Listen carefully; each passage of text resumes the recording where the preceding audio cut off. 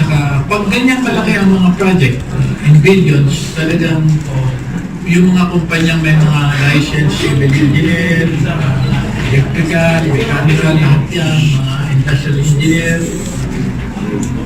isusubmit mo yung listahan mo ng heavy equipment, susubmit ka ng credit line, ganyan kahirap at kasusi man magsita ang pinatawag natin yung BAC, yung Beach and Award Committee, PBAC, bago nila i-qualify ang isang contractor. Kaya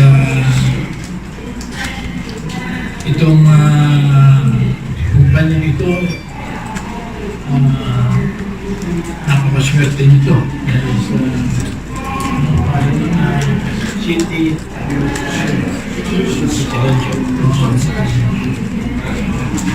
okay, any question?